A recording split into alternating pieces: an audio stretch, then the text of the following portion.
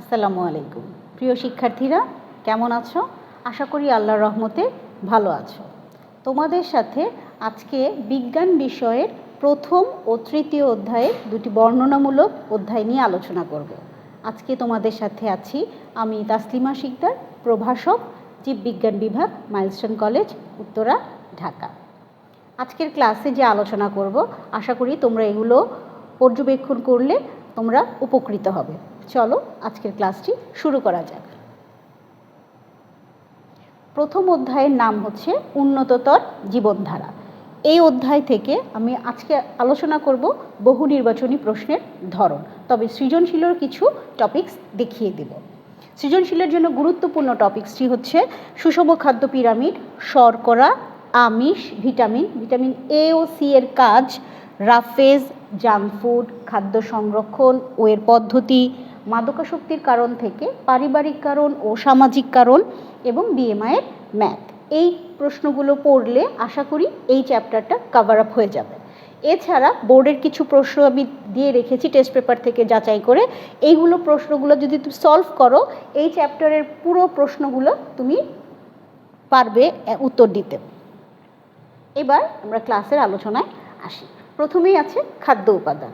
খাদ্যের উপাদান দুই ধরনের, মুখ্য উপাদান, সহায়ক উপাদান। মুখ্য উপাদানগুলো হচ্ছে শর্করা, আমিষ, স্নেহ, এবং সহায়ক উপাদানগুলো হচ্ছে ভিটামিন, খনিজ লবণ ও পানি। মুখ্য উপাদান শর্করার প্রধান কাজ হচ্ছে শক্তি উৎপন্ন করা, আমিষের প্রধান কাজ হচ্ছে দেহ গঠন করা, এবং স্নেহের কাজ হচ্ছে তাপ শক্তি উৎপন্ন করা, শক্তিও উৎপন্ন করে। এছাড়া সহায়ক উপাদান হিসেবে ভিটামিন, খনিজ লবণ, পানি, এদের কাজ হচ্ছে দেহকে সংরক্ষণ করা বা দেহকে রোগ থেকে প্রসার করা। বিভিন্ন বোর্ড ও স্কুল কলেজ থেকে শর্করা থেকে যে প্রশ্নগুলো এসেছে তার নমুনা আমরা একটু দেখে নিই। প্রথমে আছে গ্লাইকোজেন কি? গ্লাইকোজেন প্রাণী দেহে সঞ্চিত উপাদান হিসেবে থাকে। আমরা অপশনগুলো দেখে নেই। অপশন হচ্ছে উদ্ভিদ শর্করা, প্রাণীজ শর্করা, উদ্ভিজ প্রোটিন, প্রাণীজ প্রোটিন। আমরা একটু আগেই জেনেছি প্রাণী দেহে সঞ্চিত শর্করা, তাহলে আমরা বলতে পারবো উত্তর হচ্ছে প্রাণীজ শর্করা। পরবর্তীতে যাই। এর পরবর্তীতে আছে কোনটি খাদ্যের মুখ্য উপাদান? মুখ্য উপাদান হচ্ছে শর্করা, আমিষ ও স্নেহ। তো এখন এখান থেকে আমরা উত্তর সহজে দিতে পারবো, মুখ্য উপাদান হচ্ছে শর্করা। এছাড়া আরও কোশ্চেন অন্যভাবে একটু প্রশ্নটা আসে, কোনটি দেহ সংরক্ষক খাদ্য উপাদান? আমি আগেই বলেছি ভিটামিন, খনিজ লবণ, পানি, এরা হচ্ছে দেহকে সংরক্ষণ করতে সাহায্য করে বা রোগ প্রতিরোধ করতে সাহায্য করে, তাই উত্তরটি হবে হচ্ছে ভিটামিন। এরপরে যে প্রশ্নটি আছে, কোনটি দুধের শর্করা? দুধে প্রাপ্ত শর্করাকে বলা হয় ল্যাকটোজ। তাহলে আমরা সহজেই উত্তর দিতে পারবো, দুধের শর্করাকে বলা হয় ল্যাকটোজ শর্করা। এরপরে গ্লাইকোজেন শর্করা কোনটিতে বিদ্যমান? আমরা আগের স্লাইডেই দেখেছি উৎপত্তি কোথায় হয়েছে। উৎপত্তি হচ্ছে গ্লাইকোজেন শর্করা বিদ্যমান আছে হচ্ছে যকৃতে।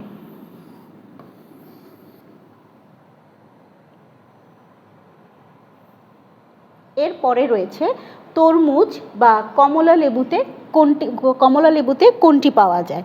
আমরা জানি ফলে সাধারণত যেই শর্করা পাওয়া যায় তাকে বলা হয় ফ্রুক্টোজ। তাহলে আমরা বলতে পারবো, অপশনগুলো দেখে নেই। অপশন হচ্ছে গ্লুকোজ, ফ্রুক্টোজ, সুক্রোজ, সেলুলোজ। এখন আমরা সহজেই উত্তর দিতে পারবো, তরমুজ ও কমলা লেবুতে প্রাপ্ত উপাদান হচ্ছে ফ্রুক্টোজ। এছাড়া সুক্রোজের একটি উৎস দিয়ে রেখেছি। সুক্রোজের উৎস হচ্ছে আখ, চিনি, গুড়, মিশ্রি। এরপরে রয়েছে একজন পূর্ণবয়স্ক পরিশ্রমী মানুষের দৈনিক কত কিলো ক্যালোরি খাবার প্রয়োজন? একজন পূর্ণবয়স্ক নারীর জন্য 2000 কিলো ক্যালোরি খাবার প্রয়োজন, পুরুষের জন্য 2500 কিলো ক্যালোরি খাবার প্রয়োজন। যেহেতু এখানে পূর্ণবয়স্ক পরিশ্রমী মানুষ বলেছে, তাই এখানের অপশনগুলো হচ্ছে 1200 থেকে 2000 কিলো ক্যালোরি, 2000 থেকে 2500 কিলো ক্যালোরি, 2200 থেকে 2500 কিলো ক্যালোরি, 2500 থেকে 3000 কিলো ক্যালোরি। আমরা সহজে উত্তরটি বলতে পারবো 2000 থেকে 2500 কিলো ক্যালোরি। আমিষ কার্বন, হাইড্রোজেন, অক্সিজেন দ্বারা গঠিত। আমিষের গাঠনিক উপাদান হচ্ছে অ্যামাইনো অ্যাসিড। আমাদের শরীরে 20 ধরনের অ্যামাইনো অ্যাসিড রয়েছে। 20 ধরনের অ্যামাইনো অ্যাসিড প্রোটিন তৈরিতে সাহায্য করে। এর মধ্যে অত্যাবশ্যকীয় অ্যামাইনো অ্যাসিড হচ্ছে 8টি। এই 8টি আমাদের শরীর সংশ্লেষিত করতে পারে না, তাই বাইরে থেকে গ্রহণ করতে হয়। এখন আমরা সহজে উত্তর দিতে পারবো অত্যাবশ্যকীয় অ্যামাইনো অ্যাসিড কয়টি। উত্তর হচ্ছে 8টি। মানব দেহে কয় ধরনের অ্যামাইনো অ্যাসিড পাওয়া যায়? আমরা একটু আগেই বলেছি, উত্তর হবে 20। প্রাণী দেহে শুষ্ক ওজনের কত পার্সেন্ট প্রোটিন? প্রাণী দেহে শুষ্ক ওজনের 50% প্রোটিন।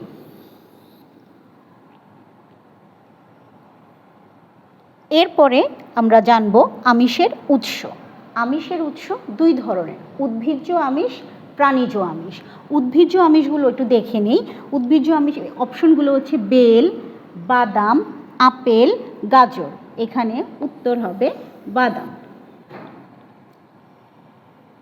এইরকম আরেকটি প্রশ্ন দেখি, কোনটি প্রোটিন সমৃদ্ধ খাবার? এটি সম্পূরক প্রশ্ন। চিনি, আলু, ঘি, বরবটি। উত্তর হবে বরবটি। কারণ চিনিতে কার্বোহাইড্রেট, আলুতে কার্বোহাইড্রেট, ঘি স্নেহ জাতীয় পদার্থ, অতএব রয়েছে বাকি একটি অপশন, এটি প্রোটিন জাতীয় খাদ্য। এরপরে রয়েছে স্নেহ। স্নেহ নিচের কোনটি চর্মরোগ প্রতিরোধ করে? এখানে অপশন দেওয়া আছে, স্নেহ পদার্থ, আমিষ, ভিটামিন, শর্করা। উত্তর স্নেহ পদার্থ। স্নেহ পদার্থের প্রধান কাজ হচ্ছে তাপ উৎপন্ন করা, সাথে শক্তি উৎপন্ন করা, চর্মরোগ প্রতিরোধ করা ইত্যাদি। পরের প্রশ্নটি দেখি, সর্বাধিক তাপ ও শক্তি উৎপন্ন করে নিচের কোনটি? একটু আগেই আমি বলেছি প্রধান কাজ হচ্ছে তাপ, স্নেহ পদার্থের প্রধান কাজ হচ্ছে তাপ ও শক্তি উৎপন্ন করা। দেখে নেই ভিটামিন, স্নেহ পদার্থ, আমিষ, শর্করা। আমরা সহজে উত্তর দিতে পারবো, উত্তরটি হচ্ছে স্নেহ পদার্থ।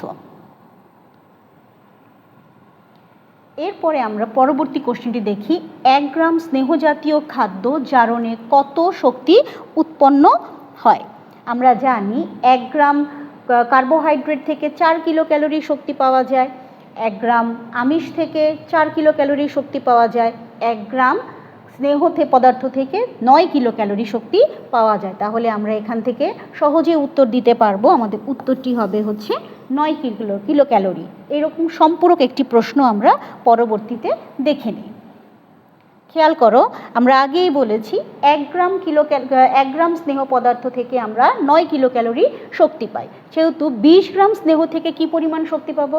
অবশ্যই খেয়াল করো, 1 গ্রাম স্নেহ থেকে আমরা পাবো হচ্ছে 9 কিলো ক্যালোরি।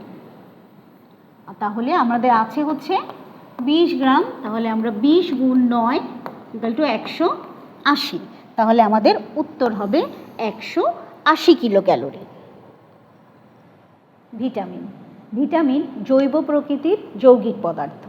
ভিটামিন বিভিন্ন ধরনের হয়ে থাকে, বিভিন্ন ভিটামিনের বিভিন্ন কাজ, তবে প্রধান কাজ হচ্ছে দেহকে রোগ থেকে রক্ষা করা, সৌন্দর্য বৃদ্ধি।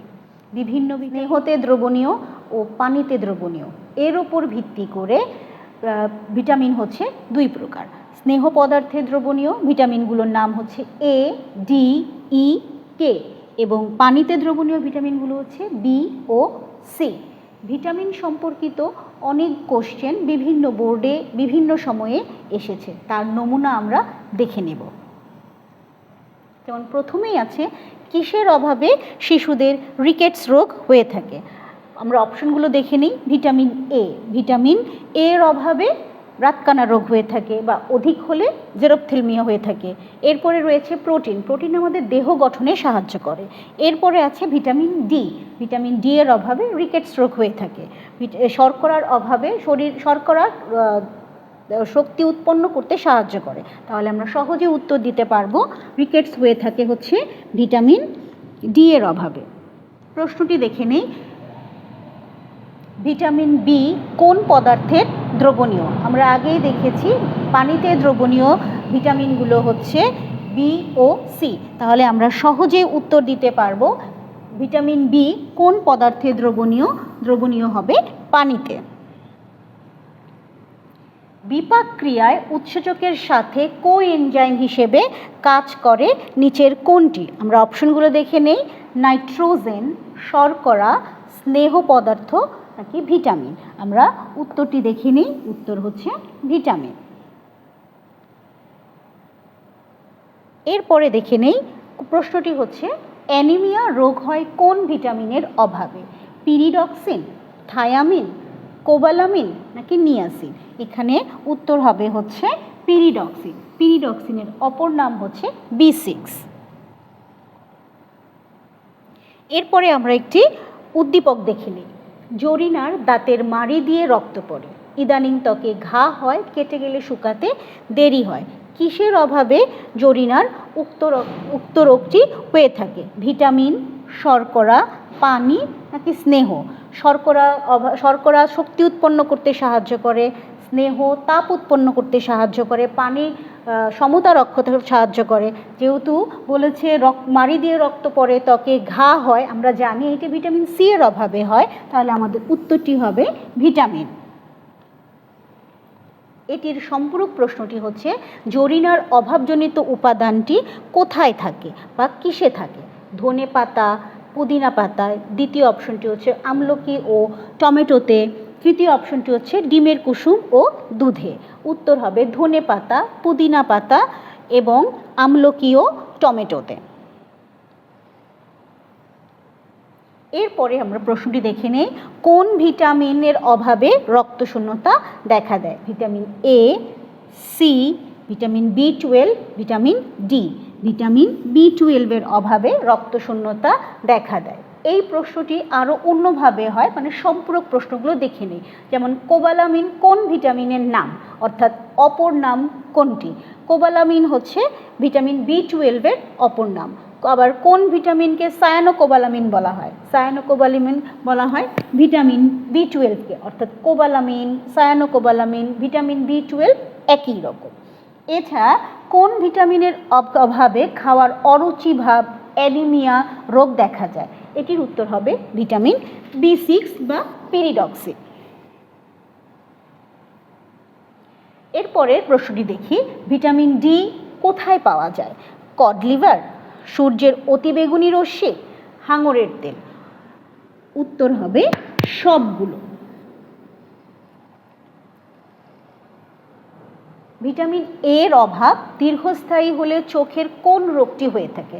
আমরা জানি ভিটামিন এর অভাবে রাতকানা রোগ হয়। যদি রাতকানা দীর্ঘস্থায়ী হয় তাহলে যে রোগটি হয় তাকে বলা হয় xerophthalmia.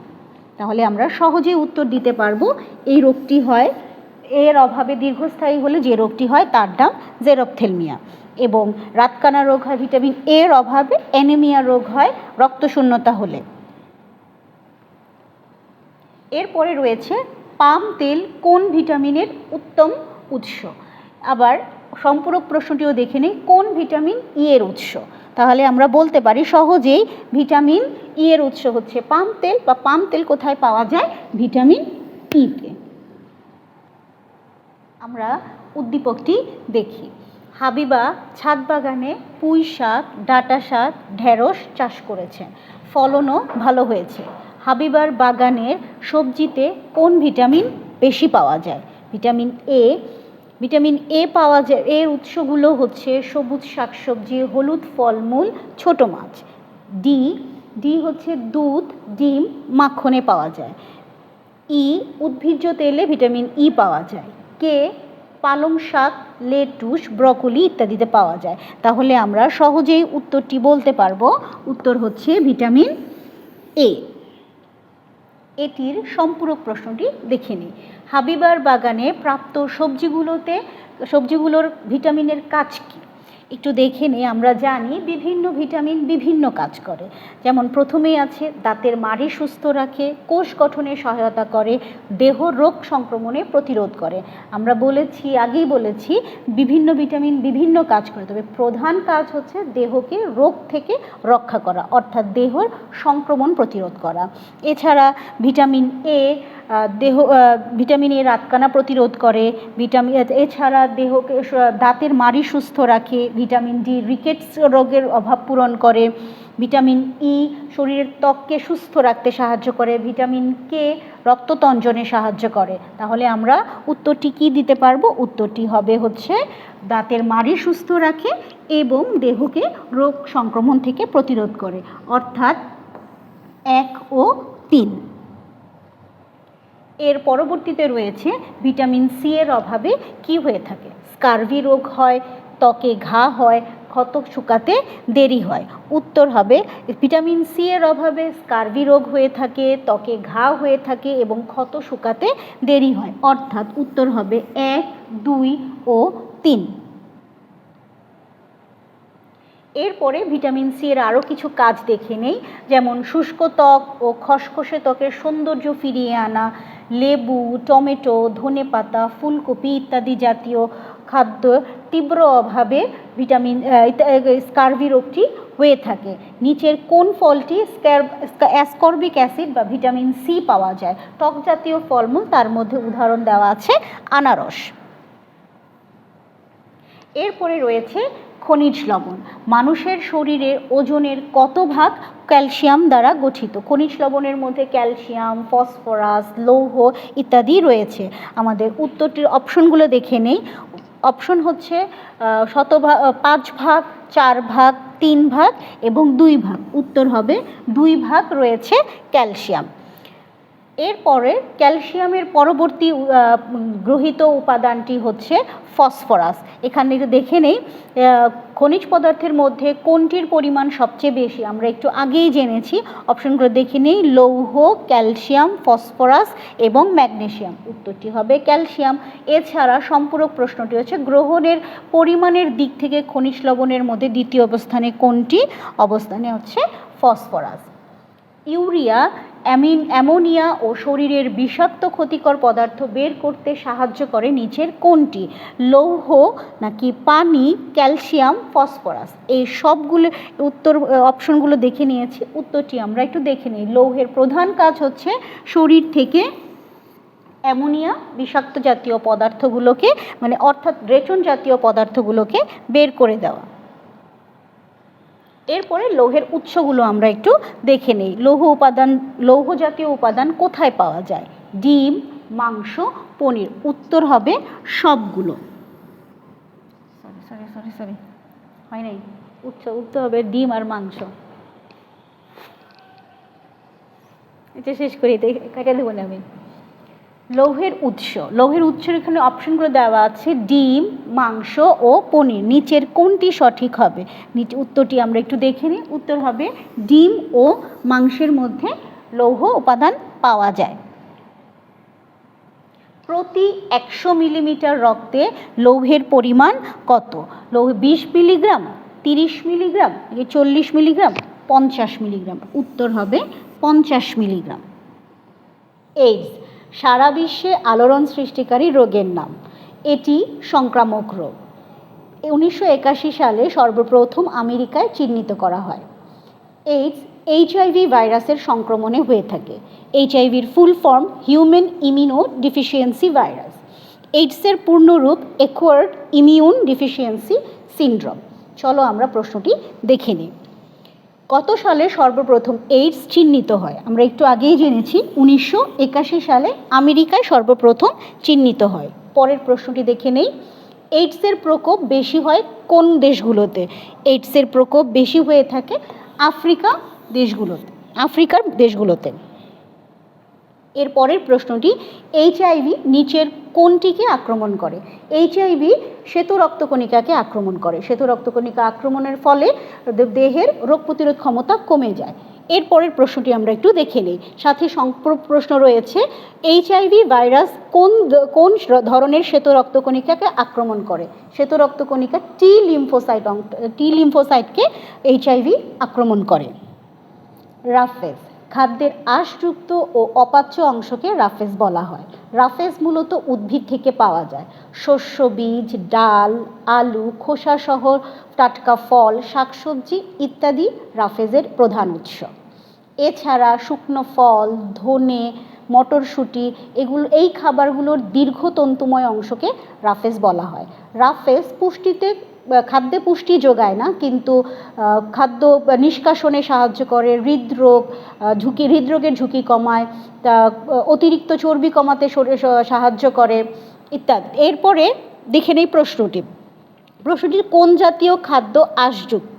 Cellulose, vitamin, protein, starch. আমরা সহজে উত্তর দিতে পারবো সেলুলোজ, কারণ আমরা আগেই জেনেছি খাদ্যের উৎস হিসেবে রয়েছে। রাফেজ জাতীয় খাবারের কাজ সম্পর্কিত একটি প্রশ্ন দেখে নেই। রাফেজ জাতীয় খাবার খেলে ক্ষুধার প্রবণতা কমায়, হৃদরোগের ঝুঁকি কমায় এবং শরীর থেকে অপাচ্য অংশ বের হতে সাহায্য করে। তাহলে উত্তর হবে 2 ও 3। এছাড়া একজন পূর্ণবয়স্ক ব্যক্তির দৈনিক 20 থেকে 30 গ্রাম রাফেজ জাতীয় খাবার খেতে হয়। খাদ্য পিরামিড। শর্করাকে নিচে রেখে পরিমাণের দিক থেকে বিবেচনা করে ভিটামিন, আমিষ ও স্নেহ জাতীয় খাদ্যকে সাজালে যে পিরামিড কল্পনা করা হয় তাকে বলা হয় খাদ্য পিরামিড। আমরা একটু পিরামিডটি দেখে নিই।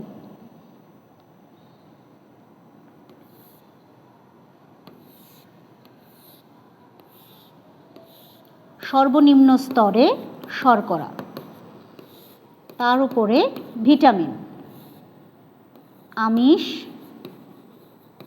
এবং স্নেহ। এখান থেকে আমরা সহজেই প্রশ্নের উত্তর করতে পারবো। খাদ্য পিরামিডের নিচে থাকে কোন জাতীয় খাদ্য? আমরা পিরামিডে দেখতে পাচ্ছি সবচেয়ে নিচে থাকে হচ্ছে শর্করা জাতীয় খাদ্য। সুষম খাদ্য পিরামিডে কোনটির অবস্থান সর্বনিম্ন স্তরে? উত্তর শর্করা। সুষম খাদ্য তালিকায় কোন উপাদান সর্বাধিক থাকে? আমরা আগেই বলেছি পরিমাণের দিক থেকে বিবেচনা করে উত্তর হবে শর্করা। এরপরে রয়েছে সংরক্ষক দ্রব্য। যেসব রাসায়নিক উপাদান দ্বারা খাদ্যকে পচনের হাত থেকে রক্ষা করা হয় তাদেরকে বলা হয় সংরক্ষক দ্রব্য। প্রশ্নটি দেখে নিই। ব্রাইন হলো সংরক্ষক দ্রব্য হিসেবে brine, sorbate, propanoic acid, benzoic acid, sulphate লবণ, ভিনেগার এগুলো ব্যবহৃত হয়। ভিনেগার হচ্ছে অ্যাসিটিক অ্যাসিডের 5% দ্রবণকে ভিনেগার বলা হয়। ব্রাইন হলো চিনির দ্রবণ, লবণের দ্রবণ, মেরিন ওয়াটার। উত্তর হবে লবণের দ্রবণ, এবং লবণের দ্রবণকে ব্রাইন বলা হয়। যেহেতু মেরিন ওয়াটার লবণাক্ত, তাই এটার উত্তর হবে হচ্ছে লবণের দ্রবণ ও মেরিন ওয়াটার। উত্তর 2 ও 3। পরবর্তী প্রশ্নটি দেখে নিই। পটাশিয়াম মেটাবাইসালফেট প্রতিরোধ করে কোনটি? ছত্রাক বৃদ্ধিতে সাহায্য করে, ব্যাকটেরিয়া বৃদ্ধিতে সাহায্য করে, অন্যান্য অণুজীব বৃদ্ধিতে সাহায্য করে। এই পটাশিয়াম মেটাবায়োসালফেট, এরা সবগুলোই হচ্ছে ছত্রাক বৃদ্ধি, ব্যাকটেরিয়া ও অন্যান্য অণুজীব বৃদ্ধিতে সাহায্য করে। এরপরে রয়েছে কালটার কি জাতীয় পদার্থ? কালটার হচ্ছে এক ধরনের হরমোনগুলো ব্যবহার করে বিভিন্ন ফল, শাকসবজি পাকাতে সাহায্য করে। প্রশ্নগুলো দেখে নেই। কালটার কি জাতীয় পদার্থ? আমরা সহজেই উত্তর দিতে পারবো কালটার হচ্ছে এক ধরনের হরমোন। এরপরে আম যাতে গাছে দীর্ঘদিন থাকে সেখানে কি রাসায়নিক পদার্থ ব্যবহার করা হয়? কালচার ব্যবহার করা হয়। এছাড়া ফল পাকানোর জন্য কোন রাসায়নিক পদার্থটি ব্যবহার করা হয়? Calcium carbide. ক্যালসিয়াম কার্বাইড ছাড়া রিপেন ও ইথিলিনও ব্যবহার করা হয়। কোনগুলো সংরক্ষণে সরবেট ব্যবহার করা হয়? সরবেট হচ্ছে সরবিক অ্যাসিডের লবণ। কোনগুলো ব্যবহার করা হয়? আচার, চাটনি, সস এগুলো সংরক্ষণে ব্যবহার করা হয় ভিনেগার। দই, মিষ্টি, মাখন ও বেকারি জাতীয় খাদ্যদ্রব্য সংরক্ষণে ব্যবহার করা হয় সরবেট। মাছ, মাংস, ফল, আইসক্রিম, শরবত, জেলি এগুলো রেফ্রিজারেশন, শুষ্ককরণ এগুলোর মাধ্যমে সংরক্ষণ করা হয়। তাহলে আমরা সহজেই উত্তর দিতে পারছি দই, মিষ্টি, মাখনকে সরবেটের মাধ্যমে সংরক্ষণ করা হয়। এরপরে রয়েছে বিএমআই হচ্ছে ভরসূচি। বিএমআই কোনটির নির্দেশক? আমরা দেখতে পাচ্ছি বিএমআই হচ্ছে আমিষের, চর্বির, শর্করা নাকি ভরের সূচি? আমরা আগেই বলেছি বিএমআই হচ্ছে ভরসূচি, তাই উত্তর হবে হচ্ছে ভর। এক্ষেত্রে বিএমআইয়ের সূত্রটি আমরা একটু দেখে নিই। বিএমআইয়ের সূত্র হচ্ছে দেহের ওজন কেজিতে থাকবে,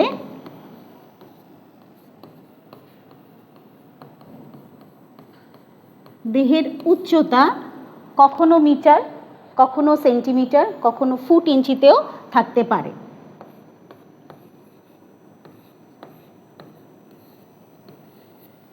মিটার থাকলে আমরা সহজেই করতে পারবো, সেন্টিমিটার থাকলে অবশ্যই সেটিকে মিটারে করে নিতে হবে, ফুট ইঞ্চি থাকলেও সেটিকে মিটারে করে নিতে হবে। এ সম্পর্কিত আমরা প্রশ্নগুলো দেখে নিই। যেমন একজন লোকের ওজন 60 কেজি, উচ্চতা 1.6 মিটার, তাহলে তার বিএমআই কত হবে আমরা সহজেই বের করতে পারবো। ওজন 60 কেজি এবং উচ্চতা ভাগ করলে পেয়ে যাব, উত্তর হবে 23.44। বিএমআই সম্পর্কিত আরও যে ম্যাথগুলো আছে সেগুলো একটু দেখে নিই। যেমন রহিমের ওজন 48 কেজি, উচ্চতা 1.5 মিটার, আমরা সহজেই করতে পারবো, ওজনকে উচ্চতা স্কোয়ার করে ভাগ করলেই হয়ে যাবে। এছাড়া 1.5 মিটার, 1.75 মিটার এগুলো আমরা করতে পারবো। এখানে একটু ব্যতিক্রম আছে, 160 সেন্টিমিটার, সেন্টিমিটারকে অবশ্যই মিটারে করে নিতে হবে। 160 সেন্টিমিটারকে আমরা 100 দিয়ে ভাগ করলে সেটি মিটারে পরিণত হয়ে যাবে। ক্ষেত্রে যদি উচ্চতা ফুট ইঞ্চিতে দেওয়া থাকে তাহলে কিভাবে মিটারে পরিণত করব দেখে নিই। যেমন 5 ফুট 2 ইঞ্চি, আমরা প্রথমে ফুটকে ইঞ্চিতে পরিণত করব। 1 ফুট সমান 12 ইঞ্চি, আমাদের এখানে আসবে 62 ইঞ্চি। ইঞ্চিকে আমরা আবার সেন্টিমিটারে পরিণত করব। 1 ইঞ্চি সমান 2.54 সেন্টিমিটার, 62-র সাথে 2.54 গুণ করলে হবে 157.48 সেন্টিমিটার। সেন্টিমিটারকে আমরা আবার 100 দিয়ে ভাগ করে মিটারে পরিণত করে আমাদের উত্তর হবে 1.5748 মিটার। শিক্ষার্থীরা, আমাদের পরবর্তীতে আলোচনার বিষয়বস্তু হচ্ছে অধ্যায় 3। অধ্যায় 3 অধ্যায়ের নাম হচ্ছে হৃদযন্ত্রের যত কথা ও অন্যান্য। চলো বিষয়বস্তুগুলো দেখে নিই। আমাদের আলোচনার বিষয়বস্তু হচ্ছে বহু নির্বাচনী প্রশ্ন, তবে সিকিউ এর বা সৃজনশীলের কিছু ধারণা দিয়ে দিব। যেমন এই চ্যাপ্টার থেকে পড়তে গেলে আমাদের কোন কোন প্রশ্নগুলো বা কোন কোন টপিকসগুলো পড়লে তোমার কাভার হয়ে যাবে সেটি দেখে নেই। যেমন রক্তের কাজ, রক্তকণিকা সমূহের মধ্যে তুলনা, ধমনী ও শিরার মধ্যে পার্থক্য, হৃৎপিণ্ডের গঠন, রক্ত সঞ্চালন পদ্ধতি, উচ্চ রক্তচাপ ও ডায়াবেটিসের কারণ, লক্ষণ, প্রতিকার, এই প্রশ্নগুলো পড়লে আশা করি অধ্যায়টি শেষ করতে পারবে। এছাড়া টেস্ট পেপার থেকে কিছু প্রশ্ন দেখে যাচাই করে আমি প্রশ্ন নমুনা দিয়ে রেখেছি, এগুলো প্র্যাকটিস বা চর্চা করলে তোমার আশা করি এই অধ্যায়ের যে সমস্যাগুলো আছে এগুলো সমাধান হবে। এবং সংক্ষিপ্ত প্রশ্নের জন্য শীর্ষস্থানীয় যে স্কুলগুলো আছে এই স্কুলগুলোর প্রশ্নগুলো পড়লে আশা করি শর্ট কোশ্চেন বা এসকিউ আমাদের কমন পড়বে। এরপরে আমরা আলোচনায় ফিরে আসি। প্রথমেই আছে রক্ত। রক্ত কি? রক্ত এক ধরনের তরল যোজক কলা, এটি লাল, অস্বচ্ছ, ঈষৎ ক্ষারীয়, লবণাক্ত হয়ে থাকে। আমরা রক্তের প্রশ্নগুলোটা দেখে নিই। পূর্ণবয়স্ক মানুষের শরীরে কত ভাগ রক্ত রয়েছে? আমরা জানি পূর্ণবয়স্ক মানুষের শরীরে রক্ত রয়েছে 8%। এরপরে প্রশ্নটি দেখে নিই। রক্তের গ্রুপ কে আবিষ্কার করেছেন? রক্তের গ্রুপ আবিষ্কার করেছেন কার্ল ল্যান্ডস্টেইনার। এরপরে আমরা একটু প্রশ্নটা দেখে নিই। হাসানের বয়স 30 বছর, ওজন 65 কেজি, ইদানিং তার চোখ ফ্যাকাশে হয়ে যাচ্ছে, দুর্বলতা, মাথা ঘোরা, বুক ধড়ফড় করা সহ নানাবিধ সমস্যায় সে জর্জরিত। হাসানের শরীরের স্বাভাবিক ওজনের কত লিটার রক্ত থাকা উচিত? আমরা একটু আগেই জেনেছি 8% রক্ত থাকা উচিত। তাহলে ওজন হচ্ছে 65 কেজি আর আমাদের রক্ত থাকতে হয় 8%। আমরা 100 দিয়ে ভাগ করলে আমরা উত্তর পেয়ে যাব কত? আশা করি বুঝতে পেরেছ। আমরা উত্তর পেয়ে যাব 5.2 লিটার। এরপরের প্রশ্নটি দেখে নেই। রক্তের কাজ। রক্তের তরল অংশের কাজ কোনটি? রোগ প্রতিরোধ করা, খাদ্যসার পরিবহন করা, রক্ত জমাট বাঁধা, অ্যালার্জি প্রতিরোধ করা। আমরা রক্তের কাজ হিসেবে অক্সিজেন পরিবহন, শ্বাসকার্যে সাহায্যকরণ, কার্বন ডাইঅক্সাইড নির্গমনে সাহায্য করে, এগুলোর মধ্য থেকে খাদ্যসার পরিবহন হচ্ছে আমাদের উত্তর। এরপরের অংশটুকু দেখে নেই রক্তের উপাদান। রক্তের উপাদান দুই ধরনের হয়ে থাকে, রক্তরস এবং রক্তকণিকা। রক্তের তরল অংশকে বলা হয় রক্তরস, এর পরিমাণ হচ্ছে 55% এবং রক্তকণিকার পরিমাণ হচ্ছে 45%। রক্তে কত পার্সেন্ট রক্তরস আমরা একটু আগেই দেখেছি, রক্তে রক্তরসের পরিমাণ হচ্ছে 55%। রক্তরসে খাদ্যসার হিসেবে কোনটি উপস্থিত থাকে? অ্যামিনো অ্যাসিড, অ্যামোনিয়া, অ্যালবুমিন নাকি কোলেস্টেরল? উত্তর দেওয়া আছে অ্যামিনো অ্যাসিড, কিন্তু এছাড়া গ্লুকোজ, স্নেহ পদার্থ, আমিষ এগুলো খাদ্যসার হিসেবে উপস্থিত থাকে। এরপরে রয়েছে রক্তরসে প্রতিরক্ষামূলক দ্রব্য কোনটি? রক্তরসে প্রতিরক্ষামূলক দ্রব্য হিসেবে এখানে অপশন দেওয়া আছে agglutinin, urea, globulin, lecithin. Urea রেচন পদার্থ, গ্লোবিউলিন আমিষ জাতীয় পদার্থ, লেসিথিনও আমিষ জাতীয় পদার্থ। তাহলে উত্তর হবে অ্যাগ্লুটিনিন। রক্তকণিকা। রক্তকণিকা 3 প্রকার, লোহিত রক্তকণিকা, শ্বেত রক্তকণিকা, অনুচক্রিকা। প্রথমেই রয়েছে লোহিত রক্তকণিকা। উৎপত্তি অস্থিমজ্জা, অস্থিমজ্জা থেকে উৎপত্তি হয়ে রক্তরসে চলে আসে। এছাড়া লোহিত রক্তকণিকার প্রধান কাজ হচ্ছে কোষে অক্সিজেন পরিবহন করা।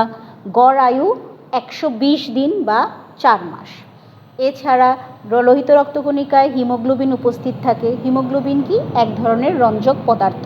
হিমোগ্লোবিন থাকার কারণে এর রং লাল হয়ে থাকে। লোহিত রক্তকণিকার সংখ্যা আমরা পরবর্তীতে দেখে নেব। এখানে তাহলে আমরা প্রশ্নটি দেখে নিই, লোহিত রক্তকণিকার আয়ু কতদিন? আমরা সহজেই উত্তর দিতে পারবো 120 দিন। এরপর দেখে নিই, আমাদের লোহিত রক্তকোষ চ্যাপ্টাকৃতির প্লীহাতে সঞ্চিত থাকে, বিভাজিত হয় না। লোহিত রক্তকণিকার আকৃতি চ্যাপ্টা বা দ্বি অবতল। এছাড়া উৎপত্তি হচ্ছে অস্থিমজ্জা থেকে, কিন্তু সঞ্চিত থাকে হচ্ছে প্লীহাতে। আর আরবিসি বা লোহিত রক্তকণিকা বিভাজিত হয় না। তাহলে উত্তর হবে ঘ, অর্থাৎ 1, 2 ও 3। এরপরে রয়েছে দেহকে বাইরের জীবাণুর হাত থেকে রক্ষা করে কোনটি? আমরা অপশনগুলো দেখে নিই, লোহিত রক্তকণিকা, শ্বেত রক্তকণিকা, অনুচক্রিকা, থ্রম্বোসাইট।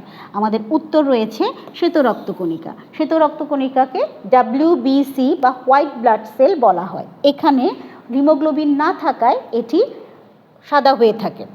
এর প্রধান উৎপত্তি হচ্ছে অস্থিমজ্জা। এইটার শ্বেত রক্তকণিকার কাজ হচ্ছে জীবাণুকে ধ্বংস করা। জীবাণু ধ্বংস করার প্রক্রিয়াটাকে বলা হয় ফ্যাগোসাইটোসিস। এছাড়া শ্বেত রক্তকণিকার সংখ্যা 4 থেকে 10,000 হয়ে থাকে। অনুচক্রিকা। অনুচক্রিকার উৎপত্তিও অস্থিমজ্জায়। এর আকৃতি হচ্ছে গোলাকার, ডিম্বাকার, রড আকারের হয়ে থাকে। অনুচক্রিকার সাইটোপ্লাজমে মাইটোকন্ড্রিয়া, গলজি বস্তু দেখা যায়, কিন্তু নিউক্লিয়াস থাকে না। এর সংখ্যা প্রতি ঘন মিলিমিটারে অনুচক্রিকার সংখ্যা হচ্ছে প্রায় 2.5 লাখ। অনুচক্রিকার গড় আয়ু হচ্ছে 5 থেকে 10 দিন। অনুচক্রিকার প্রধান কাজ হচ্ছে রক্ত তঞ্জনে সাহায্য করা। আমরা প্রশ্নটি দেখে নেই। প্রশ্নটি হচ্ছে অনুচক্রিকার গড় আয়ু কতদিন? আমরা একটু আগেই জেনেছি অনুচক্রিকার গড় আয়ু হচ্ছে 5 থেকে 10 দিন। এরপরের প্রশ্নটি হচ্ছে লোহিত রক্তকণিকা কোথায় সঞ্চিত থাকে? আমরা আগের তথ্য থেকে জেনেছি অস্থিমজ্জায় হচ্ছে লোহিত রক্তকণিকার উৎপত্তি হয়ে থাকে। অস্থিমজ্জা থেকে রক্তরসে চলে আসে। তাহলে আমরা উত্তর বলতে পারবো প্লীহাতে হচ্ছে লোহিত রক্তকণিকা সঞ্চিত থাকে। প্রশ্নটি খেয়াল করি, কোনটি অ্যান্টিবডি গঠন করে? অ্যান্টিবডি প্রথমে আমরা দেখে নিই প্রশ্নটি। অ্যান্টিবডি গঠন করে lymphocyte, monocyte, neutrophil, basophil. Lymphocyte হচ্ছে অ্যান্টিবডি গঠনে সাহায্য করে, মনোসাইট জীবাণু ধ্বংস করতে সাহায্য করে, নিউট্রোফিলও জীবাণু ধ্বংস করতে সাহায্য করে, বেসোফিল নিউট্রোফিলের সাথে মিশ্রিত হয়ে বা একসাথে হিস্টামিন নিঃসরণ করে যা অ্যালার্জি প্রতিরোধ করে, বেসোফিল হেপারিন নিঃসরণ করে যা রক্তবাহিকায় জমাট বাঁধতে বাধা দেয়। তাহলে আমরা উত্তরটি সহজেই বলতে পারি লিম্ফোসাইট অ্যান্টিবডি গঠন করে। এরপরে রয়েছে ফাইব্রিন এক ধরনের দ্রবণীয় প্রোটিন, অদ্রবণীয় প্রোটিন, আয়ন নাকি কোলেস্টেরল? ফাইব্রিন এক ধরনের অদ্রবণীয় প্রোটিন। ফাইব্রিন রক্ত জমাট বা রক্ততঞ্জনে সাহায্য করে একটি প্রোটিন ফ্যাক্টর। এরপরে প্রশ্নটি আমরা দেখে নিই।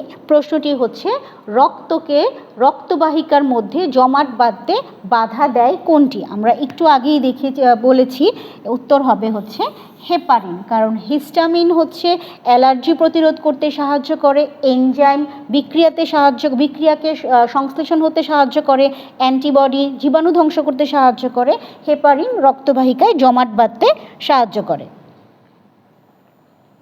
দেহে অ্যালার্জি প্রতিরোধ করে কে? অপশনগুলো দেখে নেই। প্রথমেই রয়েছে ইউসিনোফিল, বেসোফিল, নিউট্রোফিল। ইউসিনোফিল এবং বেসোফিল একত্রে অ্যালার্জি প্রতিরোধ করে, নিউট্রোফিল জীবাণু ধ্বংস করতে সাহায্য করে। তাহলে উত্তরটি আমরা দাগাতে পারবো। উত্তর হচ্ছে 1 ও 2 অর্থাৎ ক। এরপরের প্রশ্নটি দেখি। মানব দেহে প্রতি ঘন মিলিমিটার রক্তে শ্বেত রক্তকণিকার পরিমাণ কত? আমরা আগের তথ্য থেকে জেনেছি শ্বেত রক্তকণিকার পরিমাণ হচ্ছে 4 থেকে 10,000। প্রশ্নটি হচ্ছে কোনটি ফ্যাগোসাইটোসিস প্রক্রিয়ায় জীবাণু ভক্ষণ করে? আমরা অপশনগুলো দেখে নেই। Basophil, neutrophil, eosinophil, lecithin. আমরা আরও আগের তথ্য থেকে আমরা উত্তরটি দিতে পারবো। উত্তরটি হচ্ছে নিউট্রোফিল। তবে বেসোফিল হেপারিন নিঃসরণে সাহায্য করে, যা রক্তবাহিকায় জমাট বাঁধতে সাহায্য করে। নিউট্রোফিল জীবাণু ধ্বংস করে। ইউসিনোফিল এবং বেসোফিল একত্রে হিস্টামিন নিঃসরণ করে, যা অ্যালার্জি প্রতিরোধ করতে সাহায্য করে। এরপরে রয়েছে হৃৎপিণ্ড।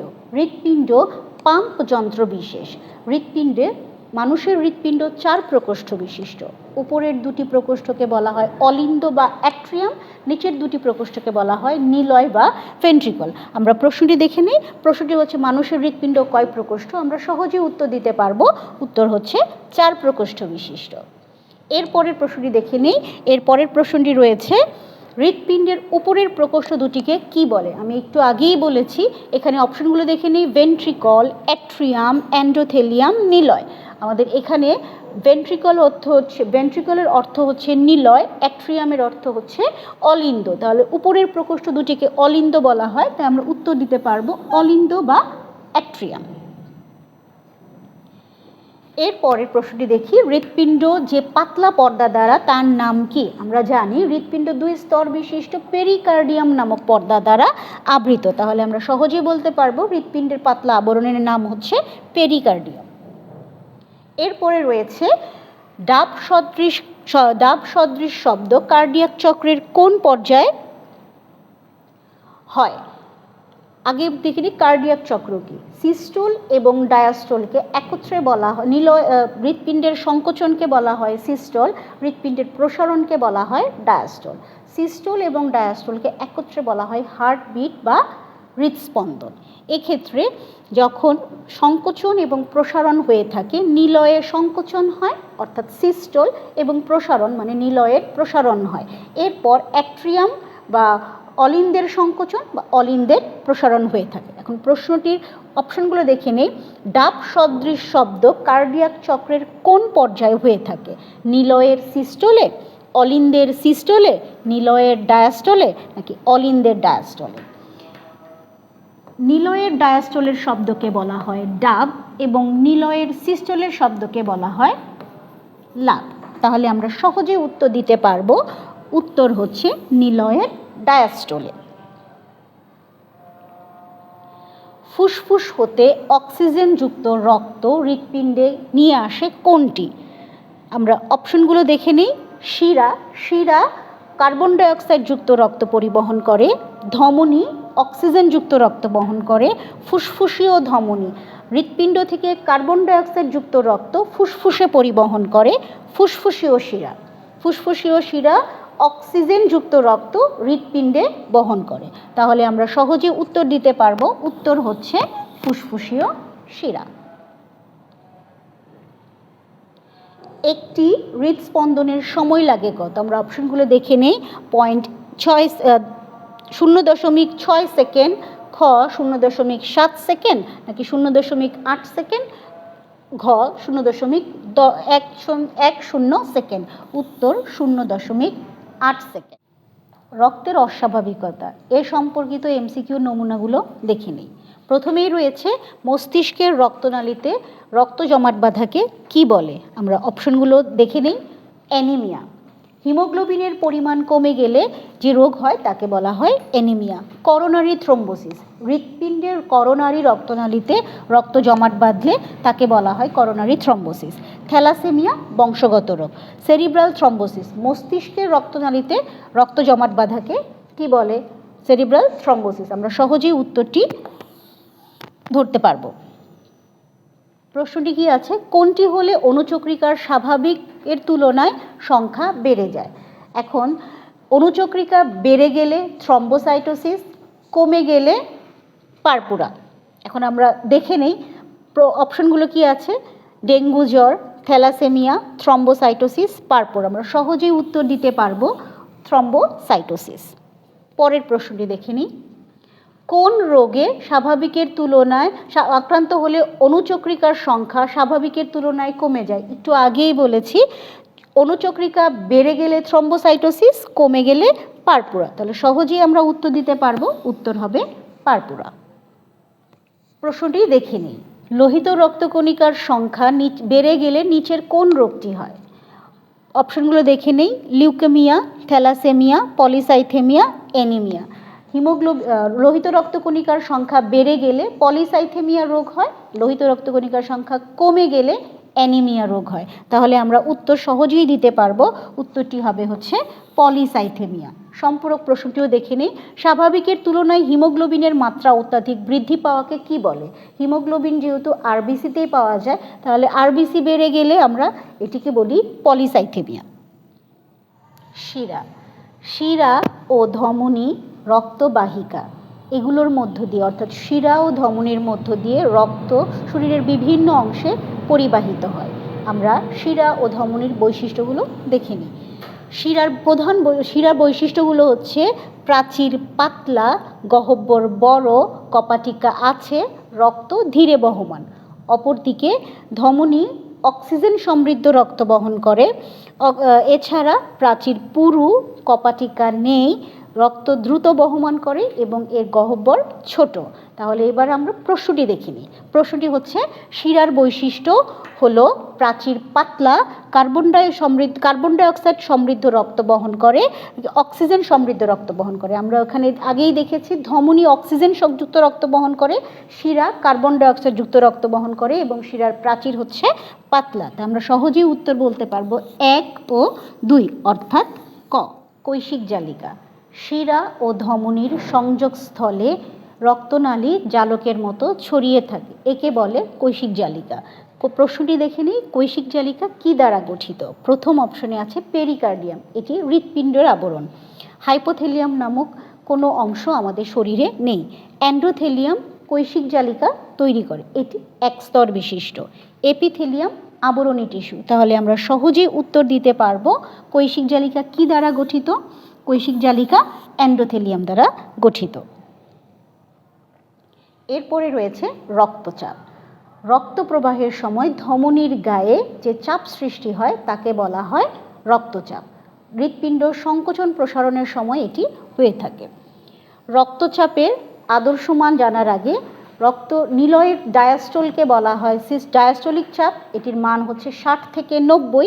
নিলয়ের সিস্টোলের অবস্থায় যে চাপ সৃষ্টি হয় তাকে বলা হয় সিস্টোলিক চাপ, এর মান হচ্ছে 110 থেকে 140। তাহলে এখান থেকে আমরা সহজেই আমাদের আদর্শ রক্তচাপের মানটা বের করে নিতে পারবো। আমাদের আদর্শ রক্তচাপের মানের অপশনগুলো দেখে নিই। 120/80, 110/70, 150/60, 130/60। আমাদের উত্তর হবে 120/80। কোলেস্টেরল। কোলেস্টেরল হচ্ছে এক ধরনের লিপিড জাতীয় পদার্থ। প্রশ্নগুলো দেখে নিই। কোলেস্টেরলের পরিমাণ কোথায় বেশি থাকে? বৃক্কে, যকৃতে, হৃৎপিণ্ডে নাকি মস্তিষ্কে? কোলেস্টেরলের পরিমাণ বেশি থাকে যকৃতে। এরপরের প্রশ্নটি দেখে নেই। প্রশ্ন হচ্ছে রক্তে কিসের পরিমাণ বেশি থাকা শরীরের জন্য উপকারী। রক্তের 3টি উপাদান রয়েছে, এলডিএল, এইচডিএল এবং triglyceride. LDL low density lipoprotein, HDL high density lipoprotein. Low density lipoprotein আমাদের শরীরের জন্য ক্ষতিকারক, একে ব্যাড কোলেস্টেরল বলা হয়, আমাদের শরীরে কম থাকাই ভালো। এইচডিএল হাই ডেন্সিটি লিপোপ্রোটিন, এটি আমাদের শরীরের জন্য উপকারী, এটিকে গুড কোলেস্টেরল বলা হয়ে থাকে। স্টেরয়েড এক ধরনের কোলেস্টেরল, চর্বি এক ধরনের লিপিড। তাহলে আমরা সহজে উত্তর দিতে পারবো রক্তে কিসের পরিমাণ থাকা শরীরের জন্য উপকারী। উত্তর হবে এইচডিএল। এরপরে রয়েছে রক্তে কোলেস্টেরলের স্বাভাবিক পরিমাণ কত? 100 milligram per decilitre, 200 milligram per decilitre, 300 milligram per decilitre নাকি 400 মিলিগ্রাম পার ডেসিলিটার? উত্তর হবে 200 মিলিগ্রাম পার ডেসিলিটার। রক্তের গ্রুপ, রক্তের গ্রুপ কাকে বলে আগে একটু জেনে নেই। অ্যান্টিজেন ও অ্যান্টিবডির ওপর ভিত্তি করে রক্তকে বিভিন্ন ভাগে ভাগ করা হয়, একে বলা হয় রক্তের গ্রুপ। রক্তের গ্রুপ 4 ধরনের, এ, বি, এবি, ও, একে বলা হয় A B O blood group. এখানে আমরা প্রশ্নটি আগে দেখে নিই, কোন রক্তের গ্রুপে অ্যান্টিবডি অনুপস্থিত? আমরা আগেই বলেছি অ্যান্টিজেন ও অ্যান্টিবডির ওপর ভিত্তি করে রক্তকে বিভিন্ন ভাগে ভাগ করা যায়। যেই গ্রুপ যে রক্ত বহন করে তার অ্যান্টিজেন তা, যেমন এ গ্রুপের অ্যান্টিজেন এ, অ্যান্টিবডি হবে বি। বি গ্রুপের অ্যান্টিজেন বি, অ্যান্টিবডি হবে এ। এ বি গ্রুপে অ্যান্টিজেন এ ও বি, কোনো অ্যান্টিবডি নেই। ও গ্রুপে অ্যান্টিজেন নেই, অ্যান্টিবডি আছে। তাহলে আমরা সহজেই বলতে পারবো কোন গ্রুপে অ্যান্টিবডি অনুপস্থিত। অ্যান্টিবডি অনুপস্থিত হচ্ছে এ বি গ্রুপে। প্রশ্নটি দেখে নেই, গ্রহীতার রক্তের গ্রুপ জানা সম্ভব না হলে কোন রক্তের গ্রুপ দেওয়া সবচেয়ে নিরাপদ? অপশনগুলো দেখে নেই। এ বি পজিটিভ, এখানে পজিটিভ কেন? RH ফ্যাক্টর উপস্থিত হলে পজিটিভ, এরপরে negative, A B negative, RH factor অনুপস্থিত থাকলে নেগেটিভ। ও পজিটিভ, ও নেগেটিভ। উত্তর কি? উত্তর হবে ও নেগেটিভ। কেন? কারণ ওতে, ওর রক্তের গ্রুপে কোনো অ্যান্টিজেনই থাকে না, তার উপরে আবার RH ফ্যাক্টর পজিটিভও না। অন্যের শরীরে দেওয়া হলে এর কোনো বিপরীত প্রতিক্রিয়া সৃষ্টি হয় না, তাই এটি নিরাপদ। কোন ব্লাড গ্রুপে কোনো অ্যান্টিজেন থাকে না? আমরা আগের তথ্য থেকে আমরা সহজেই উত্তর দিতে পারবো, কোনো রকম অ্যান্টিজেন থাকে না হচ্ছে ও ব্লাড গ্রুপে। এরপরে আরেকটি সম্পূরক প্রশ্ন, ও গ্রুপের রক্তে নিচের কোন পদার্থ নেই? আমরা আগেই জেনেছি ও গ্রুপে কোনো অ্যান্টিজেন নেই, তার মানে অ্যান্টিজেন এ ও বি দুটি অনুপস্থিত। প্রশ্নটি দেখে নিই, সর্বজনীন দাতা গ্রুপ কোনটি? অপশনগুলো হচ্ছে এ, বি, এ বি, ও। উত্তর হবে ও। সর্বজনীন দাতা গ্রুপ হচ্ছে ও, সর্বজনীন গ্রহীতা গ্রুপ হচ্ছে এ বি।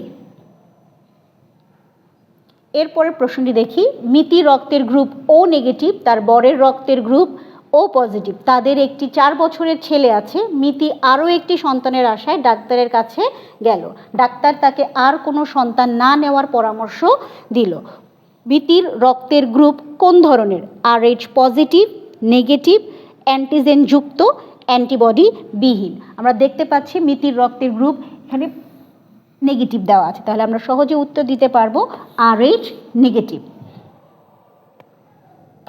প্রশ্নটি দেখে নেই, ডাক্তারের উক্ত পরামর্শ দেওয়ার কারণ।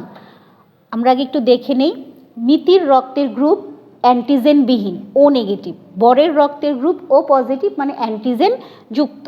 অ্যান্টিজেন বিহীন শরীরে অ্যান্টিজেন যুক্ত রক্ত প্রবেশ করলে অ্যান্টিবডি তৈরি হয়। অ্যান্টিজেন এবং অ্যান্টিবডির ক্রিয়ার ফলে সন্তানের ক্ষতির হওয়ার সম্ভাবনা থাকে। এর ফলে কি সমস্যা হতে পারে? ভ্রূণ বিনষ্ট হয়ে যেতে পারে, তার গর্ভপাতের সম্ভাবনা বেশি এবং জীবিত শিশুর রক্ত স্বল্পতা দেখা দিতে পারে। কোনটি সঠিক? উত্তর হবে 1, 2 ও 3, অর্থাৎ ঘ। এরপরে রয়েছে উচ্চ রক্তচাপ। উচ্চ রক্তচাপের ফলে কি হতে পারে? হতে পারে প্যারালাইসিস, ফুসফুসের ক্যান্সার, দৃষ্টিশক্তির ব্যাঘাত।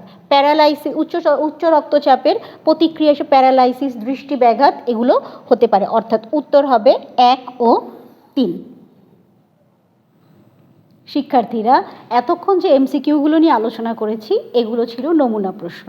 তবে এমসিকিউতে ভালো করার জন্য তোমাকে অবশ্যই বইয়ের লাইন বাই লাইন রিডিং পড়ে নিতে হবে, তাহলেই তুমি ভালো করতে পারবে।